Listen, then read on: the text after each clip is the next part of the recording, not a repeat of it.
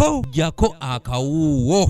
Buli omu akimanyi bulungi nti bannamawulire bagenda okugenda mu mawulire okugasaka babeera bambadde bulungi jaketi zaabwe nga bambadde helmet nga you can easily identify them. Emirundi mingi ng'ebitongole ebikuuma ddembe omuli poliisi, amagye ssaako n'ebirala byetaba mu kutulugunya bannamawulire nga bali ku mirimu gyabwe n'okwonoona ebyuma byabwe bye bakozesa, era nga bannamawulire abaali balozezza ku bukambwe babakwata mmundu bano balunyumya nga lutabaalo nga n'abamu obuvune bwe bafuna balituuka kufa nga babulabako. Ebitongole ebikuuma ddembe nti temutuyamba kuba bamawulire wabula guno omulimu gwaffe omulimu omutongole omunnyonnyole ku mutendera gw'ensi yonna ne constitution ya wano era kye batuyita the fourth estate tukola omulimu gwaffe mu bulungi.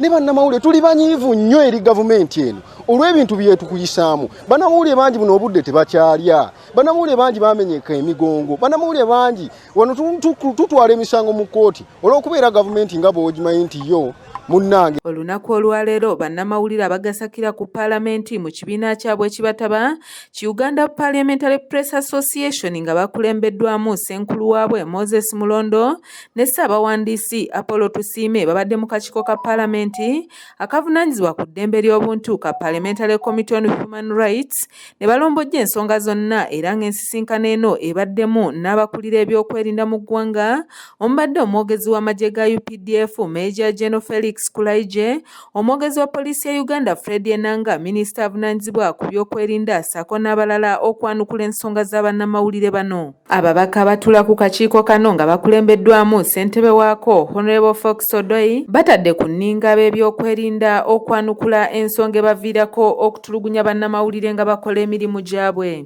This is our third meeting. You have also always responded. Every time we ask you to come, you have responded positively. You have supplied written memoranda and speaking without any fear of contradiction. It has been fun working with you. Not that we agree on everything, but you have been good partners. Since we have not supplied the particular vehicles. Yeah, by the next meeting we have here, you will be telling the rest of the committee that now all vehicles have number plates, because it is our commitment to ensure that, because whatever we are doing are not short things.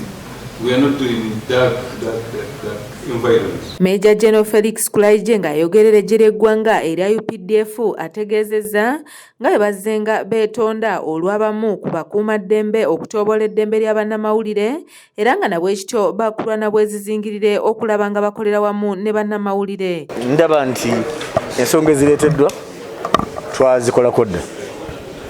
Ekyokubiri nti emirundi 3 miramba yali omuduumizi w'amagye General David Muhoozi, Lieutenant General Peter Lulujja mu Parliament yakikola, nange nakikola okwetonda olw'abo bannaffe ababayisiza obubi. Tukoze okweyama nti bannamawulire tussa ekitiibwa mu mulimu gwabwe nabo kubasaamu ekitiibwa.